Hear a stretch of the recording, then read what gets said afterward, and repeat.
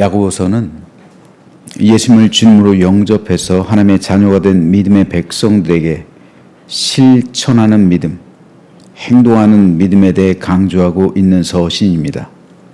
이것을 중심 주제로 해서 야고보서는 크게 5단락으로 나눌 수가 있습니다. 첫 번째 단락인 1장 1절에서 18절은 시험과 믿음에 대해서 사도 야고보가 설명하고 있고요. 둘째 단락인 1장 19절에서 2장 26절은 행위와 믿음에 대해서, 셋째 단락인 3장 1절에서 12절은 말과 믿음에 대해서, 넷째 단락인 3장 13절에서 5장 6절까지는 세속주의와 믿음에 대해서, 마지막 단락인 5장 7절에서 20절은 고난과 믿음에 대해서 설명하고 있습니다.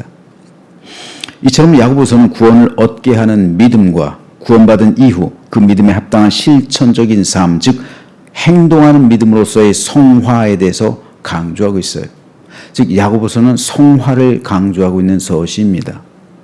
로마서와 믿음을 중심으로 믿음을 강조하고 있다면 야고보서는 구원받은 믿음의 백성으로서 구원에 이른 삶, 자신의 구원을 완성하는, 즉 성화의 삶을 강조하고 있습니다. 오늘 우리가 읽은 2장은 두 번째 단락으로 행위와 믿음에 대해서 말하고 있는데 크게 두 문단으로 나눌 수가 있습니다. 13절까지는 빈부에 따른 차별행위 책망 및 이웃사랑의 계명 실천을 촉구하고 있고요. 14절에서 26절은 행함 없는 죽은 믿음과 행함으로 입증되는 참된 믿음에 대해서 말씀하고 있습니다. 우리 예수님께서도 나무는 열매로 한다 말씀하셨습니다. 나무는 열매로 한다. 그 열매로서 그 사람의 믿음이 참된지 안 된지 아닌지 그 본질을 안다는 것이죠. 바로 이 열매가 상징하고 있는 것이 행함입니다. 성화예요. 성화의 삶이 없이는 절대로 성령의 열매를 맺을 수가 없어요. 성령 세례와 성령 충만은 분명 다릅니다. 성령 세례는 우리가 예수님을 나의 구주로 믿고 내 마음에 영접하는 순간 임하시는 하나님의 영, 즉 성령의 인치심, 이게 성령 세례입니다. 여러분, 물에 설탕을 한번 넣어보십시오. 맨 처음에 설탕을 넣으면은 어떻습니까? 그냥 맹물 맛이 나요. 이건 성령 세례예요. 성령이 그 사람에게 임하면 그 사람의 모든 것은 변하죠. 하지만 처음에는 그렇잖아요. 성령 충만은 이 설탕이 녹아지는 것과 똑같은 겁니다. 이것이 바로 성화예요. 성화는 우리 삶 가운데 맺어지는 성령의 열매입니다. 그러므로 성령의 열매를 맺는다는 것은 성화의 삶에 이르는 사람, 성화의 정도에 따라 그 열매의 크기와 열매 맺는 것 정도는 달라지는 거예요. 이게 바로 성화고, 야고보서가 강조하는 것이 바로 이 실천하는 믿음, 행동하는 믿음으로서의 성화의 믿음입니다. 성화의 삶이에요. 그 가운데 야고보서는 가장 먼저 교회 내에서 일어나고 있었던 성화되지 않은 모습을 지적하고 있는데요. 먼저 1절입니다. 내 형제들아, 영광의 주 곧 우리 주 예수 그리스도에 대한 믿음을 너희가 가졌으니 사람을 차별하여 대하지 말라. 너희가 믿음을 가졌는데 교회 안에 차별이 있다는 거예요. 이건 성화가 아니라는 겁니다. 이것은 교회 부조리라는 거예요. 이렇게 신앙생활에서는 안 된다는 거예요. 구원을 받았으면 구원에 합당한 믿음의 삶, 즉 성화의 삶을 살아가야 하는데 교회 공동체에서 차별이 있다는 소식이 들린다. 이건 마땅하지 않다라고 가장 먼저 야고보는 성화의 삶에 있어서 그 성화의 삶을 가로막고 있는 교회의 본질적인 문제 가운데 하나였던 차별의 문제를 지적하고 있습니다. 이 말씀은 바로 전 구절인 1장 26절과 27절에서 이어지는 말씀인데요. 즉 여기서 1장 26절, 27절 참된 경건에 대해서 말하고 있잖아요. 참된 경건, 어제 말씀드린 세 가지 뭡니까? 먼저 자기 혀를 지켜서 남에게 상처를 주거나 남을 시험에 들게 해서 하나님께서 멀어지는 일이 없게 하는 것. 이것이 참된 경건의 첫 번째 모습이고, 두 번째는 하나님께서 주신 재물을 나누고 베풀므로 고아와 과부를 그 환난 중에 돌보는 것. 이것이 두 번째 경건의 모습이고, 세 번째는 자기 믿음을 지켜 새 속에 물들지 않게 하는 것. 이것이 세 번째 경건의 모습입니다. 특별히 야고보는 이 가운데서 어려움 가운데 있는 고아와 과부를 돌보는 것이야말로 실천하는 믿음, 행동하는 믿음, 성화의 믿음, 열매 맺는 믿음이라고 말씀하고 있어요. 원래 예루살렘 교회는 이런 경건으로 충만한 교회였고요. 그로 인해 교회가 부흥하고 성장했습니다. 다시 말해서 말의 절제, 그리고 자신의 재물을 나눔, 그리고 자기를 지켜 세속에 물들지 않는 믿음, 이 세 가지가 교회 안에 충만했기 때문에 예루살렘 교회는 부흥하고 성장했어요. 그 가운데서도 특별히 두 번째 경건의 모습, 즉 자기에게 있는 재산을 아끼지 않고 남들을 위해 베풀고 나눠줬단 말이에요. 심지어 사도들은, 제자들은 다 자신의 전 재산을 교회에 바쳤어요. 그래가지고 그거 가지고 모든 사람, 가난한 사람들에게 나눠줬습니다. 예수님께서 말씀하신 것처럼, 부자 청년에게 말씀하신 것처럼 내게 있는 것을 다 팔아 가난한 자들 위해 나눠줘라. 그리고 와서 내 제자가 되라. 그 말씀을 실천했단 말입니다. 이것은 부자 청년에게 주신 특별한 말씀이었죠. 지지난주에 말씀드렸던 것처럼요. 그에게만 주었던 특별한 말씀이었는데, 그러나 제자들은 이 말씀을 자기에게 적용해서 자기가 지켰단 말이에요.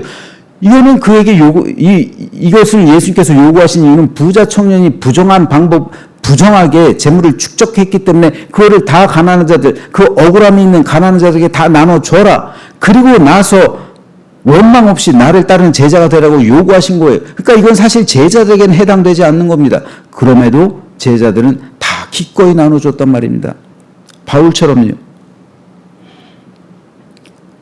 그래서 교회가 부흥하고 성장한 거예요. 가난한 사람들이 몰려들기 시작한 거예요. 하지만 시간이 흐름에 따라 디아스포라 교회들, 즉 흩어져 있는 교회들, 이제 제자들이 예루살렘 교회에서 사람들이 와서 양육을 받고 그리고 자신의 고향으로 돌아갈 거 아닙니까? 그리고 그곳에서 교회들을 세우잖아요. 무리들이 모여가지고. 그런데 그 교회들 가운데서는 이런 모습들이 보이지 않는 거예요. 더 이상 고아와 과부를 돌보지 않았습니다. 왜냐하면 짐이 되기 때문에. 그들을 돌보기 위해선 재정이 있어야 돼요. 교회 재정이 어디서 나옵니까? 성도들이 드리는 헌금으로 나오는 거예요. 그런데 교회 가면 먹을 것을 주고 입을 것을 준다는 소문이 나니까 가난한 사람들이 교회로 몰려오는 겁니다. 사실 예루살렘 교회도 이 문제로 인해서 어렵기는 마찬가지였어요. 그래서 야고보가 바울에게 후원을 당부해요. 바울에게뿐 아니라 디아스포라 교회들에게도 야고보는 예루살렘 교회를 도와달라는 부탁을 했습니다. 그런데 디아스포라 교회들이 이 부탁을 아주 부담스러워했을 뿐 아니라 자기들의 교회에 들어오는 사람들을 오히려 차별하기 시작했어요. 즉 커다란 금가락지를 끼고 금과 보석으로 장식된 사람이 교회에 오면 따뜻하고 친절하게 대합니다. 그리고 상속으로 인도해요. 반면에 남루하고 가난해 보이는 사람이 교회에 오면 본체 만취합니다. 야고보서에 오늘 본문에 기록하고 있는 것처럼 당신은 저 밑에 가서 앉아있든지, 이렇게 차별하기 시작하는 거예요. 저런 사람 와봐야 교회에 짐만 된다는 거죠. 즉 사람과 사람 사이에 서열이 매겨지기 시작하는 거예요. 교회에서. 여러분, 교회 존재 이유가 뭡니까? 크게 두 가지. 예배 그리고 영혼 구원입니다. 예배는 교제죠. 위로는 하나님과의 교제, 아래로는 성도들과의 교제. 이게 예배예요. 예배 정신입니다. 예배 정신에서 이 차별은 어긋나는 거죠. 그리고 영혼 구원이에요. 사람이 교회에 와서 그 영혼이 구원받고 하나님 나라에 입성하는 것. 그래서 함께 천국 공동체를 이루는 사귐, 코이노니아. 이게 교회의 존재 이유요 목적입니다. 결국 구제를 비롯한 모든 이웃사랑의 표현은 결국 그들의 영혼을 구원하기 위해서고, 그리고 함께 주님의 한 몸을 이루기 위해서입니다.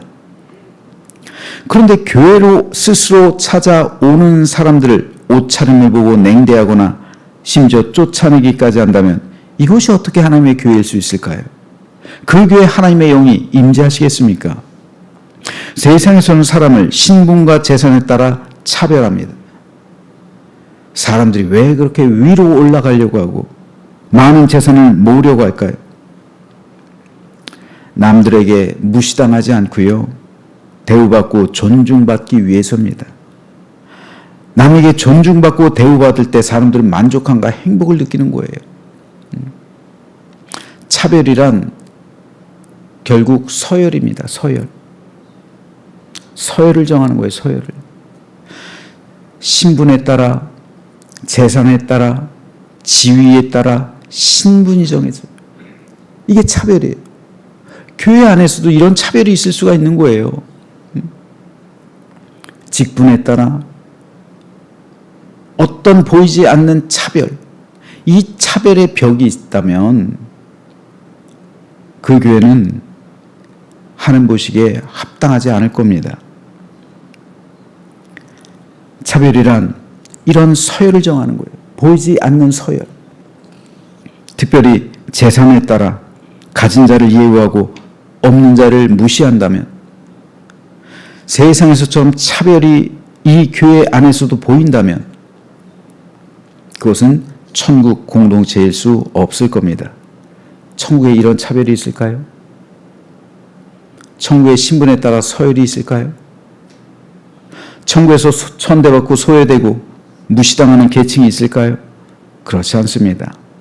따라서 천국의 모습이잖아요. 교회는 지상에 임한 하나님의 나라를 보여주는 곳이 교회잖아요. 천국의 그림자잖아요.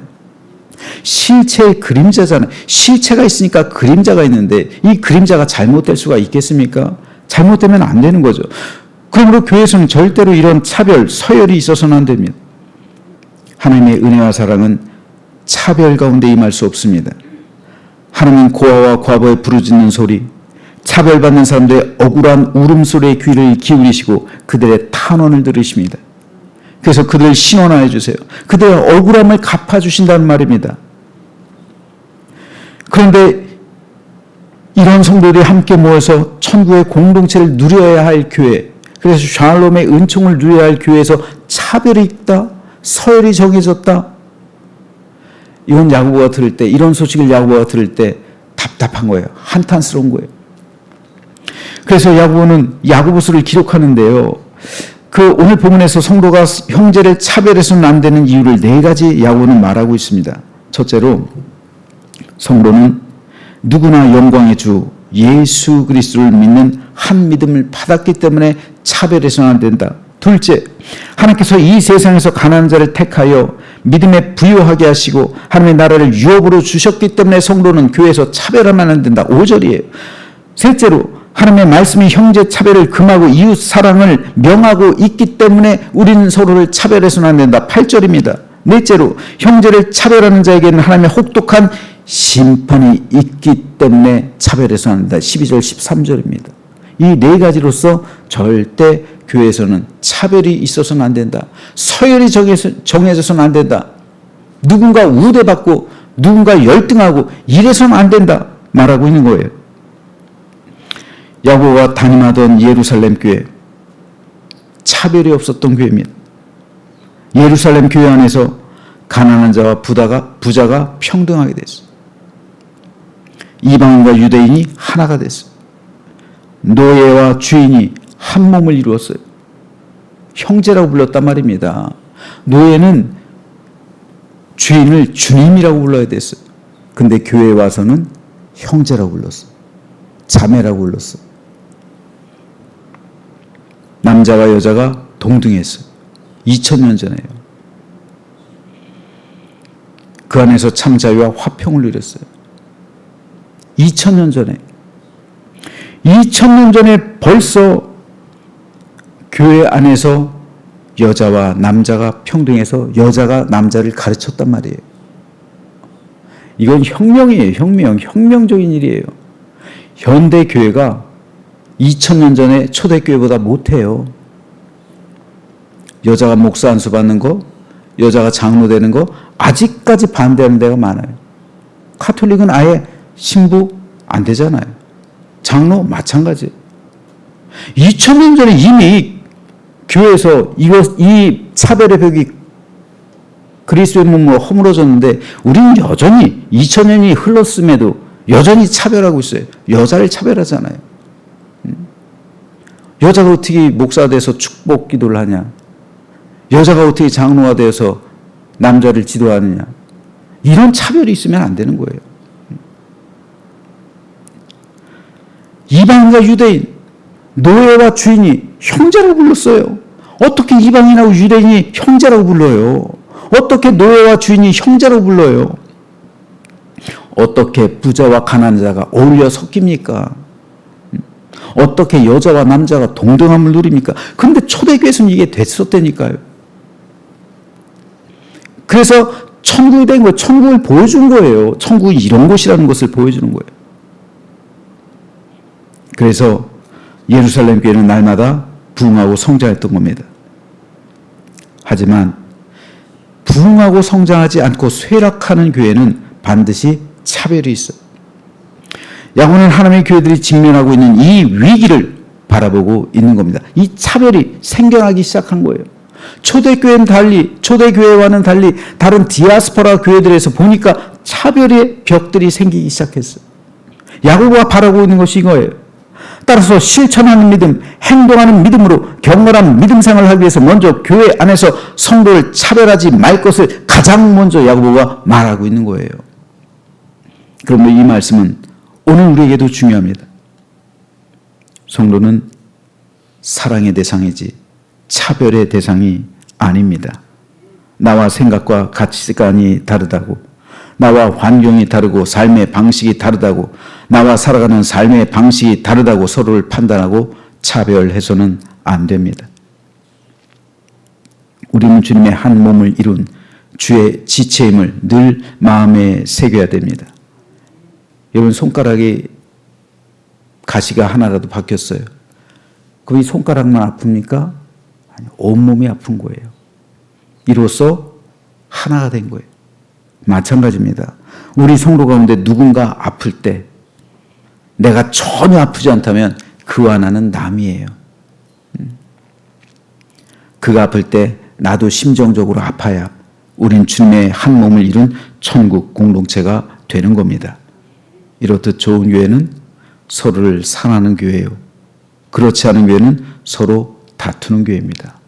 특별히 차별의 벽이 세워져 있는 교회입니다. 저는 저와 여러분 그리고 우리 교회가 이 차별의 벽, 이 모든 벽을 예수 그리스도의 십자가로 허물어뜨리게 되기를 소망합니다.